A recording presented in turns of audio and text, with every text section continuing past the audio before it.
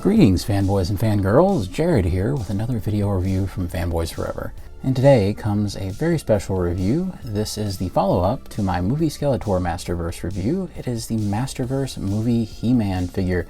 Now this has been a figure that has definitely had a lot of speculation surrounding it. Not all of it has been good. So we're definitely here to address whether the concerns were valid that we'd had about how things were turning out, how things were looking. We're also going to look at so many different comparisons and options with both heads. So I'm very excited about it and can't wait to go ahead and open this guy up so that we can begin the review. But before that happens, please make sure that you're subscribed to the channel because you don't want to miss all of the great Masters content that we have coming. And also be sure to comment and let me know what your opinions are on this figure. And I truly do mean that. I am sincerely curious what you will have to say about this guy, because I have a feeling this is going to be a complex case to say the least and not straightforward at all. Let's go ahead and look at the packaging. Of course, you can see that we have our usual Masters of the Universe Masterverse logo right there. You can see He-Man proudly displayed. The Masterverse packaging is usually nothing to write home about, but at least on the deluxes it does have a good way of kind of displaying everything. But, you know, it doesn't come with a tremendous amount of stuff or anything. Not what you would expect for a deluxe, necessarily. The side art is really cool, and that, even though I guess they don't have the likeness rights, and they only have the rights to the William Stout costume designs, just like with the classics releases from Super 7, this is a really good painting of Dolph Lundgren.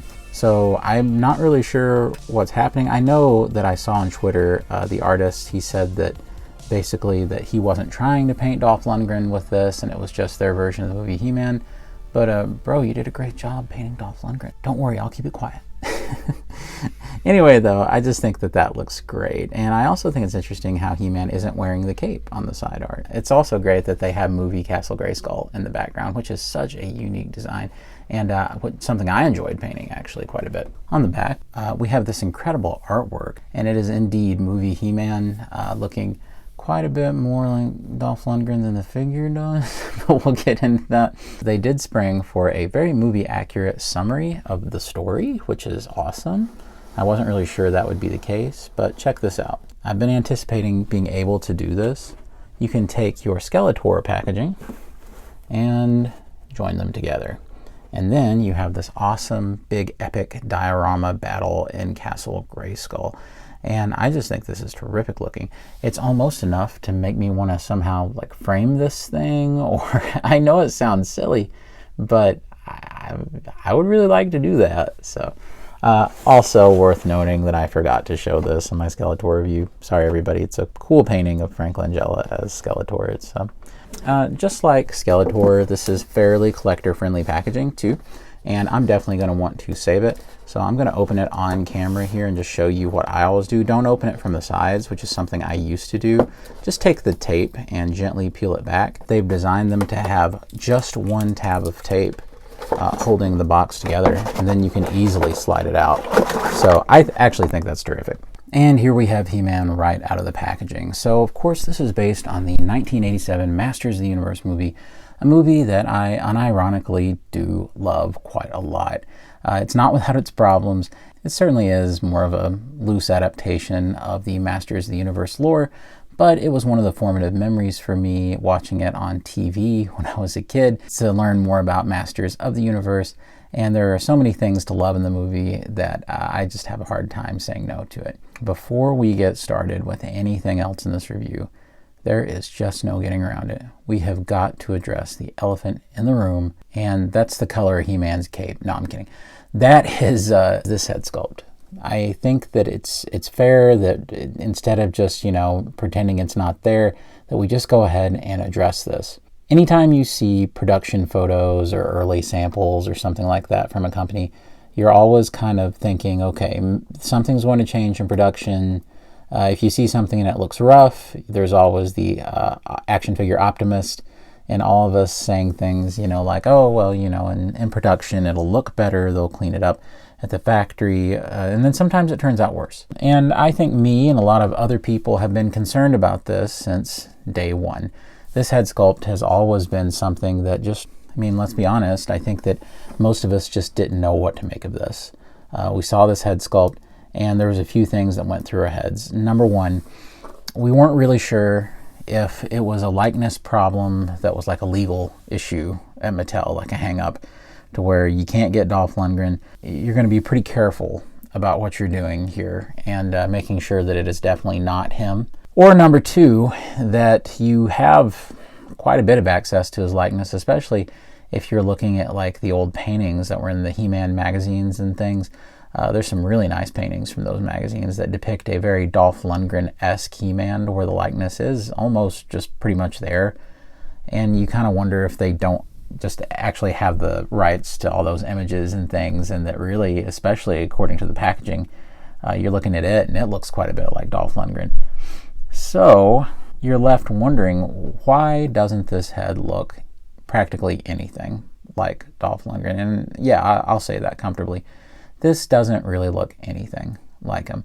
It is kind of the weirdest mishmash I can imagine of some of his features being combined with, I don't know, one of the Bogdanov twins, the French plastic surgery twins. There's definitely some strange things going on here.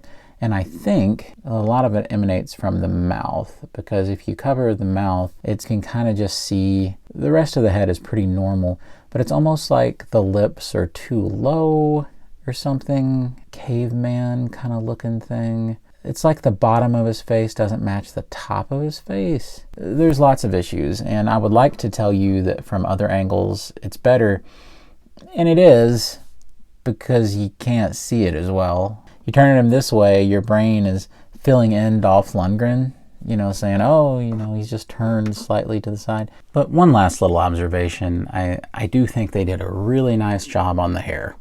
And that sounds like a tongue-in-cheek comment. It isn't. They really did a good job on getting the sculpting down of that kind of waft of mullet. They got the length pretty much right. Maybe it's a little too short. Yeah, this is one of their worst head sculpts in the line, and it doesn't bring me any joy to say that. I'm a big defender of a lot of Mattel's work. I've defended head sculpts that people don't even like from Masterverse, but this one, yeah, it's not there. There's something about the expression, there's something about the placement and the pursing of the lips. It's like he's eating something sour almost. So I figured that it was a good moment for us to just talk about the head sculpt, get it out of the way. And before you shut the review off or go anywhere, I do want to tell you that there is an alternate head. We're going to get into that. And there is a very exciting option that I can't wait to show you. And it's personally going to be the way that I keep mine. So just stick around, and I promise I'm going to show you some ways to mitigate this. With that out of the way, let's just talk about the actual figure itself. But before I do, we're going to put this head sculpt to bed, all right? Because I can't hardly abide by the other option. Isn't that much better? That is so much better. And you know what the crazy thing is that this is practically, it's a similar head, like in terms of the facial features. It just so happens that this one has a different expression where the lips aren't so crazy, and they have the classic hair on it. How I wish that this hairpiece was on this head, because I think that would be a lot more bearable. But hey, I've got an even better option for you in just a little bit. But I do like this. It's kind of classic He-Man. It's a look at if either in the movie that they had been a little more true to He-Man's Dutch boy haircut, or a look at if they had made a figure during that time with the classic He-Man head. So definitely time to hop off the negativity train and start talking about some of the things that the figure does right. And pretty much everything from the chin down, it does incredibly. They have done such a great job of not only getting the designs right, and by the way, if you've ever tried to look at like reference material for this and actual photos from the film, it is really hard to tell what's going on the shoulder pads. It's hard to tell even what's going on the chest insignia, and they have done a fine job. They've gotten all the little details, honestly things that I would never be able to even figure out what it was in a million years. They've done so well with that. I think that the body type, which is kind of just that Masterverse body, actually is pretty well just about perfect for what Dolph Lundgren looked like, the kind of physical condition he was in. Of course, One of the criticisms of that Masterverse body sometimes is it's a little too slender, that original body, but that works out perfectly for the massive Dolph Lundgren, who was an actual human who got big to play He-Man. And I think it looks about right in terms of proportions. It would have been a disaster had they gone with, like, say, the new 40th anniversary He-Man body, because that would have looked ridiculous. You know, he didn't look like a cartoon character. He was in incredible physical condition for this role. And you can see that carries on through the back. Speaking of the back, we have to talk about the cape. Look at what they've done. They've actually done an iron-on, or whatever you want to say, of the ornate design that's at the bottom, the hem of He-Man's cape. This is so great. This is a detail that we previously not gotten in the other one version of this guy that's been released, which we'll get into comparisons and all of that. It is so great to see this. We also have a more accurate color for He-Man's cape, and we're going to get into those comparisons later. Of course, in the movie, it's funny, he isn't wearing a furry loincloth. He is wearing leather shorts, which is, I always thought that was an incredibly bizarre decision. But, you know, Lundgren could pull it off. The guy was jacked beyond belief. You know, I think it looks really good. They even have the little rivets painted right there, almost like the little belt loops. They have all the ornate kind of holsters and the chest harness and all the leather straps, even the things that I've never really understood. I guess they're just decoration to show off He-Man's biceps, but they've always been a part of the movie design. We have the bracelets that he wears, the kind of gauntlet thing, and it has all these ornate designs on it. Going on down, they even have the straps that they've specially molded onto these Masterverse legs. So in a way, you can say that these are new molds here, these are new molds here. And then down, we actually have He-Man's giant shin guards that, once again, they've done such an incredible job replicating all of the ornate design work of William Stout and the costume designers. This is just a great accomplishment when you look at what they've done. Even things like the holster for the knife right here, and the knife itself being almost like a mini version of the classic power sword. Talk about, you know, great design work and great production for every element of this figure, except for that movie-based head sculpt. But here's the great thing. They include this, and you can, you know, just have him be standard toy He-Man as if he was a variant that they released right around the movie. Not all is lost with this. This is really a very well done tribute to the movie He-Man costume, but just not the movie He-Man likeness. I think that as long as we understand that, then the rest of the review will be a little more clear. Looking at accessories, this guy actually I think has quite a few, because you get quite a complete package. You get, for one thing, He-Man's blaster. And of course, it's just holstered back here. Originally Mattel, and the holster, the detailing on it is beautiful. Originally Mattel had a big problem with He-Man shooting people in the movie. They eventually, you know, changed Skeletor's forces to robots, you know, and had sparks flying out of them so that it could be okay, He-Man's not shooting a human being or anything like that. But eventually, when the movie ran into trouble, they were just okay, He-Man can just shoot whatever, we don't care. Just make sure the movie's a hit, make sure it's great. Didn't work, but this is He-Man's little blaster rifle thing. Now, here's the funny part. They do not have a trigger finger hand for He-Man. One may not even exist in their tooling library for He-Man, because it's just something that you usually don't need for him. So you've got this big negative space, which would be perfect to slide this finger through, but because this finger is one sculpt, he has to hold it a little more awkwardly. But thankfully, that hinge right there in the wrist, you're able to kind of, you know, go up and go down, so you're able to mitigate some of that. Still a shame that there is no triggered finger, because I think that would have really helped it out. It just looks great at He-Man's side. It's probably not the kind of thing I'm going to have him holding very often. I, of course, prefer He-Man with his power sword, which we will get to. Of course, you have He-Man with his little knife here, which is, as I've said before, kind of like a mini version of the power sword. The detail is all there. You can see little wraps around it, and even the classic shape of the power sword does rotate, so you can adjust that at his side, and probably can be unpegged, but why would you want to do that? Not only that, He-Man has a little backup knife down here and a little sheath down here beside of the boot. And finally, we have the power sword. Now, just like the movie, they have went to great pains to make sure that it pops out and has the appropriate length right here from the cape. And directly under the cape, so you can see, we have a couple of different things happening. There's this guide that's kind of hidden by the cape, and then nothing, and then a bottom part. Now, I'll be honest, I'm not 100% sure if that's the way it was in the movie or not, because I don't remember, but this looks really, really amazing, and I love how they did this. Now, the one bad thing is that they left this part open right here for some reason, but I still think it's so effective and so ornate, and they did such a great job. It really is nice. They've done a great job replicating the look of the movie Power Sword, which has always been one of my favorite design elements from that movie. Great job.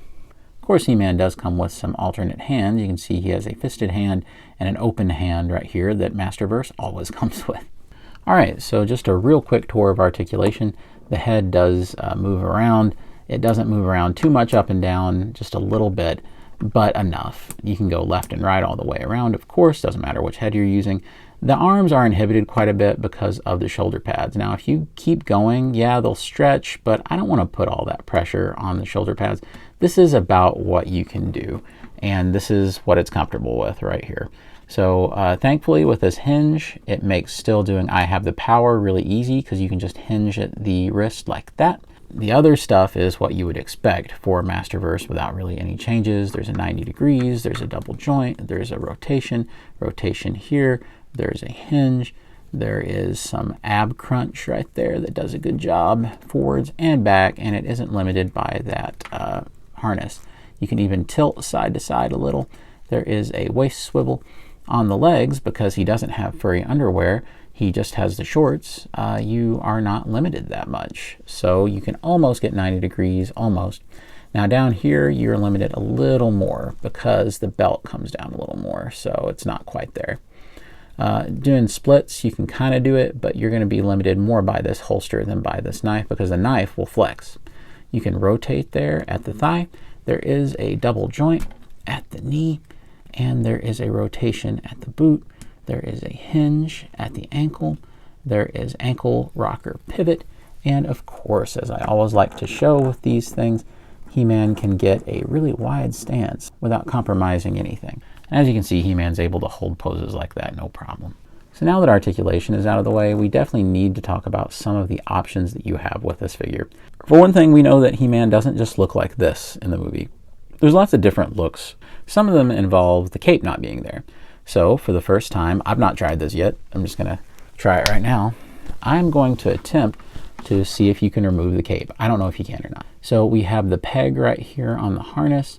All you got to do is just pull, and voila. And then that loops right back here. So there's another loop. Now it's off.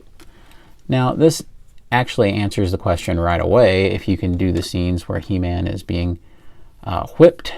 Here he is ready to be tortured by Skeletor's minions, just like Mom and Dad intended you to see in the theater in 1987. But we're here to find out about that cape. So the cape is in under the shoulder pads, and you can see that those shoulder pads are hooked in to these right there. Yeah, I don't know about this. No, that looks solid. I think these are glued in somehow or another or baked in. And if you can take the cape off, I don't know how to do it. I assumed there would be a way to do it, and I was wrong. So there is no taking this cape off. You can't get that look for He-Man. If you wanted to, I guess you could imagine what it would be like. Oh, look, you don't really have to take the head off either to switch these out. At least you can take the harness off and get the stuff where He-Man is being tortured, but it's really a shame that there wasn't a good way to remove that cape, because He-Man does spend a significant amount of the movie, or at least a little bit of it, without that cape when he's fighting in the streets and things, and he ditches the cape for whatever reason. It's probably an incredibly unusual opinion to have, but if I had my druthers, He-Man would wear an outfit similar to this in pretty much every kind of media where he had the big burgundy cape and all of that. Yeah, I know. It's just, I couldn't let it go from when I was a kid. All right, so let's do some comparisons. It may not be pretty, but we need to. So I'm going to show you what they did with Super 7. It's a necessary thing that we do this. I'm sorry about the pain this is about to inflict. The world would be a lot simpler place if I could just tell you, hey, you can still get this guy, go and grab. But that's not true. He's not available anymore. He's pretty valuable these days. Let's just face it here. The Four Horsemen did an incredible job in all the same ways that they did an incredible job with all the details on the costume and things like holsters and knives. And it's very comparable in terms of the detail. I think that the one thing is their armor and their engravings are sharper over here, and these are puffier. Certainly, I think the thing that stands out immediately is the head sculpt. And yes, I changed it to the more painful version of the head. There is no comparison here at all. This is just so much better. Now, of course, the Classics body is probably a little too big. It's a little too jacked for what Lundgren was. You know, he's still a human after all. Probably the truth in Lundgren's physique lies between these two bodies more than likely. But it's a sad comparison. It really is. However, I got some hope for you right here. Something very exciting. Wasn't necessary with Skeletor, but boy is it necessary here.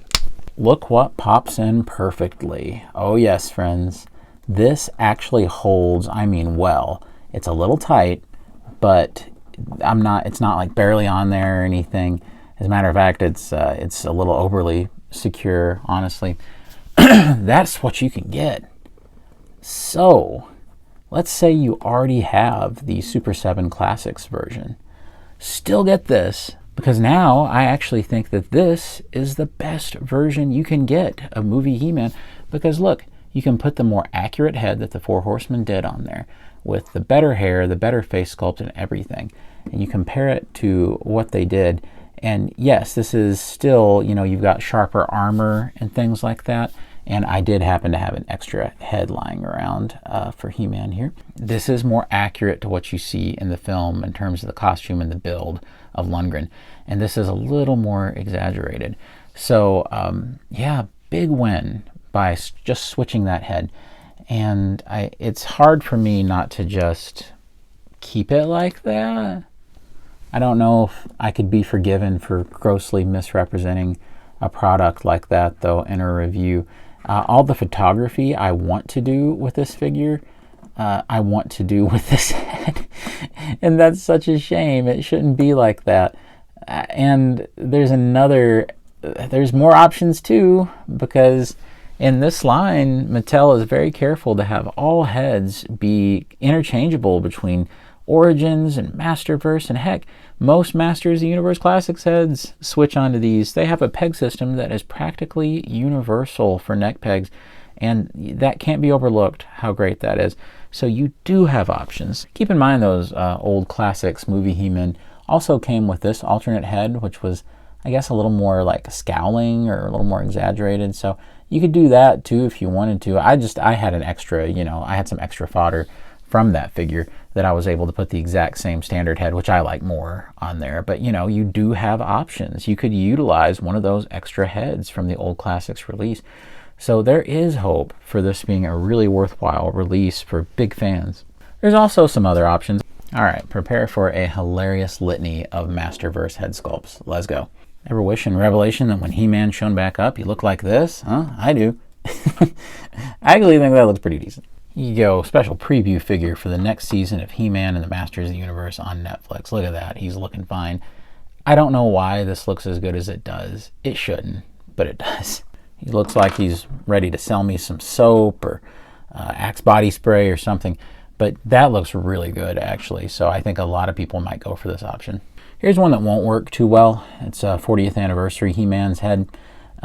It's just because the skin tone is so light. It doesn't really matter though, because the one that it comes with is very similar to that one, so much so that it uses the same hairpiece. At least I'm pretty sure that's the exact same hair, and it's just with a different head.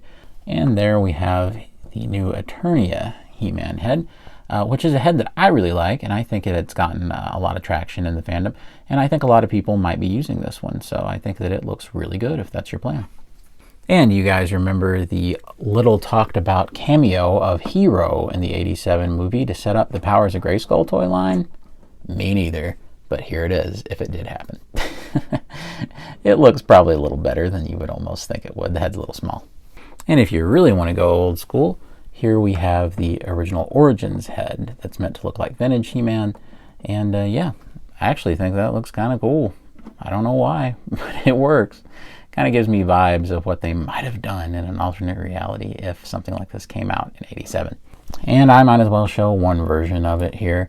The movie head, you know, you can pop it on other versions of the He-Man body. It's less offensive on this. I wonder if you know what I'm saying too.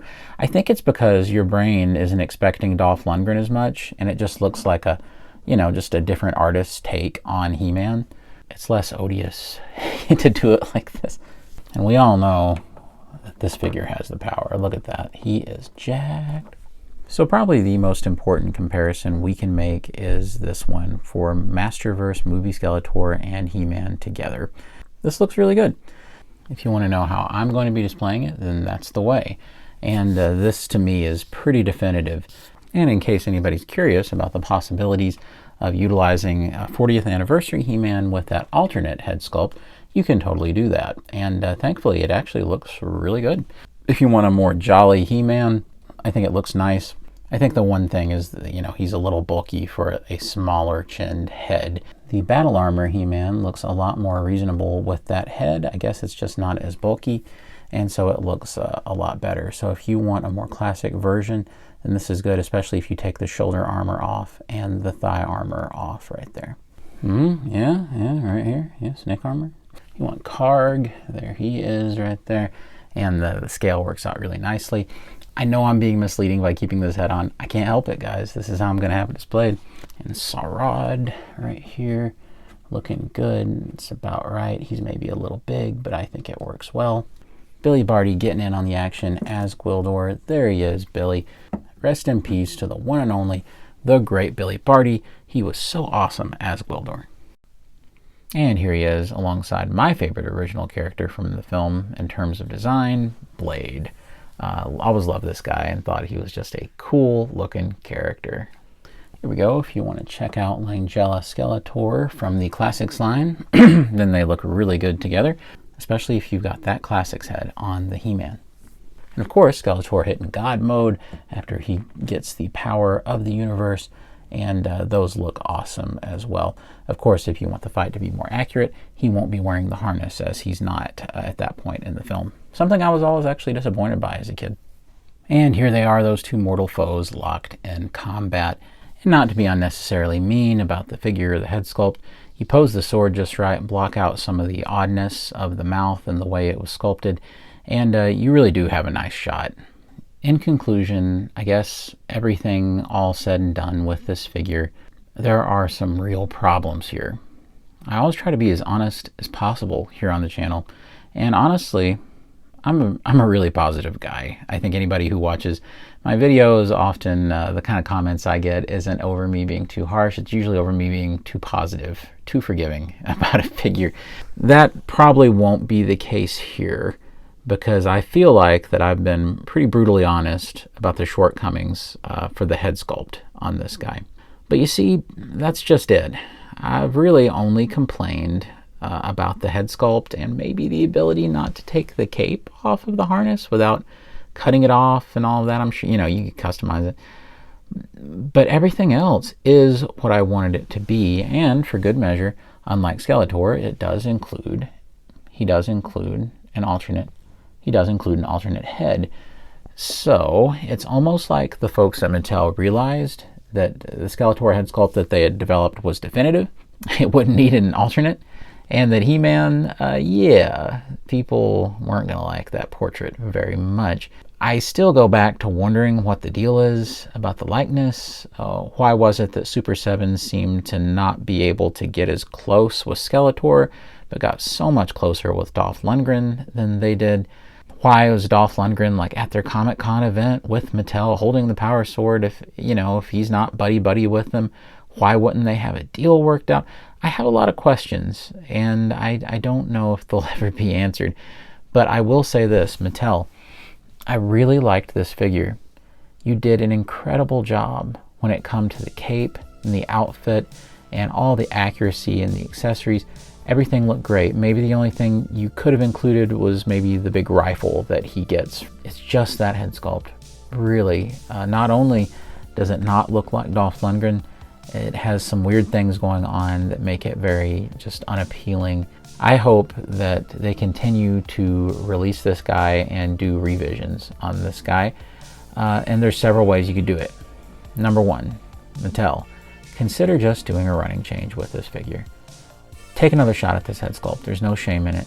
Lots of people, myself included, will happily buy both versions because I'm a sucker. But seriously, just do another run, because this head sculpt, it's going to cause you nothing but problems. 2, rather than doing that, probably the even better option would just be to do some alternate versions of this figure with revised head sculpts. Go ahead and do a version without the cape where he comes with a big blaster rifle. It'd be super easy to do. You could probably just release it as a standard figure because, you know, you wouldn't have the soft goods or an alternate head, and it would, I think it would work very well. So that's one way you can get another head sculpt out there. There's even another way that they can go. At the end of the movie, He-Man is decked out in like polished up gold armor. It's a lot shinier than his regular one. Do some vac metallization. You guys are really good at that, Mattel, and get that on them. You know, have it be sold as an exclusive. Sell it along with God Skeletor, and that would be an incredible set. I mean, people would love that. Do battle damage He-Man, where he's being whipped. Got all the marks on him and everything. You could do a 2-pack with Blade, where he's got the laser whip. I mean, you've got so many options. Pretty sure you probably own the tooling rights, if I had to guess, to the Lundgren head that the Four Horsemen developed with Super 7. They probably retained those rights. It pops right on the body. There's no need to even change the tooling. Just put it back out. Clearly it was legally distinct enough the first time. It should be the second time as well. It's an issue. It's got to be addressed, and I hope it does get addressed. I hope. I'm sure that they probably weren't satisfied with this head sculpt. They probably were up against a wire in terms of a deadline. Didn't get to put the kind of love and care that they should have into it, and it turned out weird. But I still have to say that I wholeheartedly suggest that you buy this figure, because there's so much more good than there is bad. Yes, the head sculpt is a major part of the look of the figure, but it's not enough to tank all of the other incredible things it has going for it, like all of the ornate detail on the body and the different harness and sheaths and scabbards and the holster. The alternate head is really nice. So if nothing else, if they never touch this ever again, never do any other movie He-Man, you could always still utilize that classic head that he came with, so that it's not a complete loss and you would have something, you know, to go right over. Or the better option, like I said, pop that old head right on there. And as much as I'm tempted to, I know I can't keep it on during the entire review. That it would be incredibly disingenuous for someone just scrubbing through the timeline of the review and looking and thinking, oh wow, he comes with this set. I can't do that. Instead, I'll now leave it to you. Let me know in the comments down below. Is the head a complete deal breaker? Do you see the redeeming things in the figure that I do to where it could still be salvaged? What is your plan for making this figure worthwhile and as a part of your collection? Do you think that the Lundgren head sculpt is good? I would love to hear your opinions down below. And just remember, if you thought I was too harsh, I'm just calling it like I see it. If you thought I was too easy on it, again, I'm just giving you my perspective, my view of the situation, the potential that I see in the figure. I can't give you any other perspective except my own. And as always, I really do want to thank you for watching to the end of the video. If you did, you're one of the real ones. If you watched to this point, it means it all to us that you're sticking with us, especially on a longer review like this. I am so excited for 2023. Hope you are as well, and I hope you have a wonderful celebration. So from my family to yours, Happy New Year. God bless. Take care. And I'll see you on Fanboys Forever in 2023. Fanboy out. sure Blade's been waiting a long time for this, but he has no idea who this guy is.